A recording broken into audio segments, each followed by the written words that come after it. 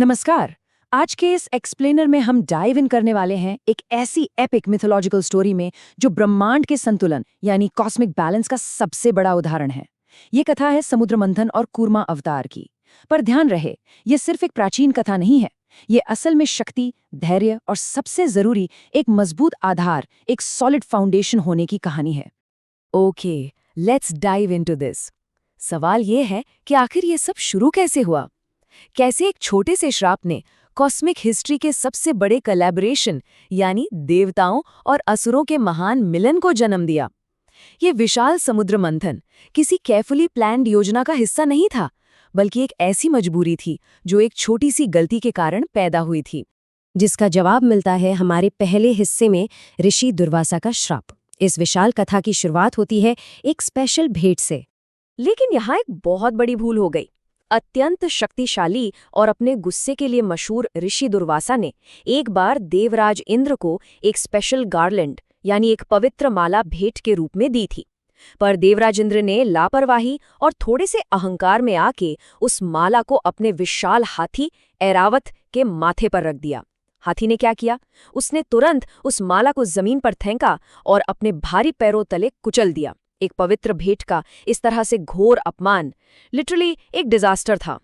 और बस यही वो टर्निंग पॉइंट था जिसने सृष्टि का इतिहास बदल दिया।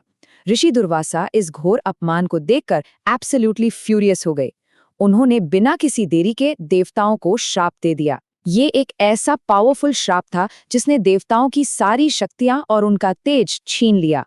वो पल भर में पूरी तरह से शक्तिहीन हो गए, जिसका परिणाम बिल्कुल साफ था। एक तरफ देवता अब बिल्कुल कमजोर, हेल्पलेस और हारे हुए थे, वहीं दूसरी तरफ असुर यानी दानव इस मौके का फायदा उठाकर टोटली विक्टोरियस बन गए और पूरे ब्रह्मांड पर राज करने लगे।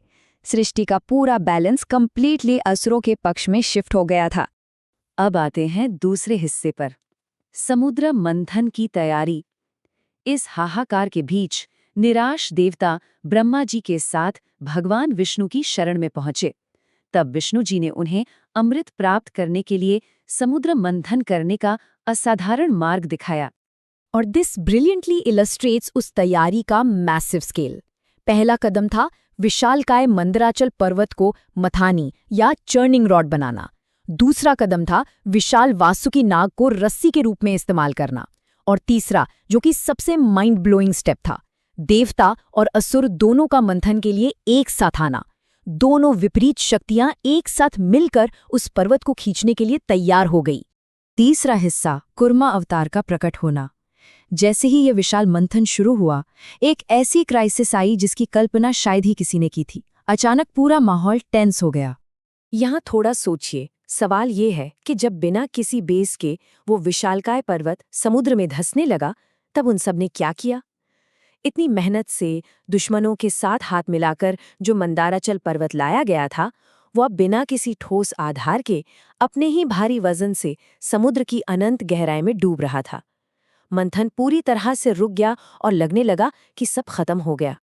और ऐसे एक्सट्रीम क्राइसिस में भगवान विष्णु ने सृष्टि को बचाने के लिए एक रूप लिया। उन्होंने एक विशाल कुर्मा यानी जाइंट कछुए का रूप धारण किया। ये विशाल कुर्मा समुद्र के तल में बिल्कुल डीप डाउन जाकर बैठ गया और अपनी मजबूत पीठ पर उस डूबते हुए मंदाराचल पर्वत का पूरा भार उठा लिया।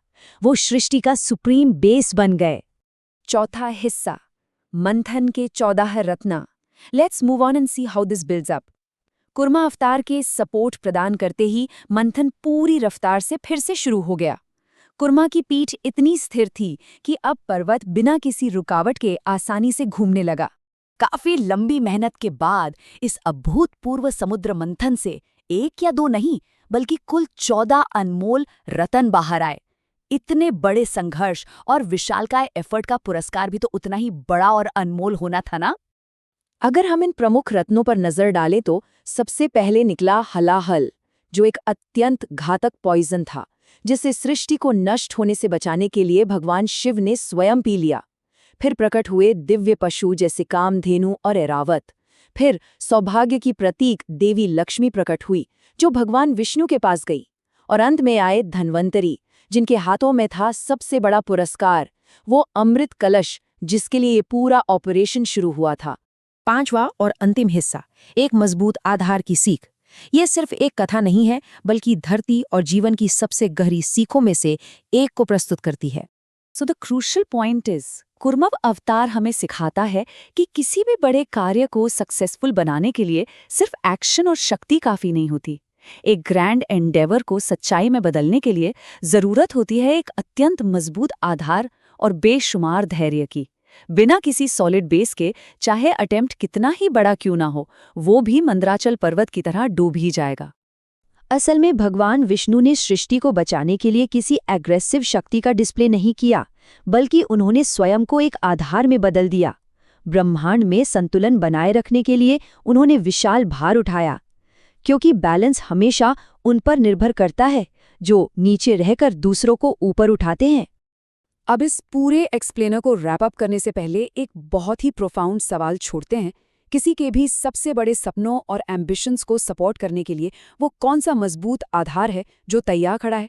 क्या बिना एक सही और ठोस फाउंडेशन के एम्बिशंस का कोई भी पर्वत टिका रह सकता है? इस पावरफुल थॉट के साथ ही आज का ये एक्सप्लेनर यहाँ पूर्ण होता है। पूरा सुनने के लिए बहुत बहुत धन्यवाद।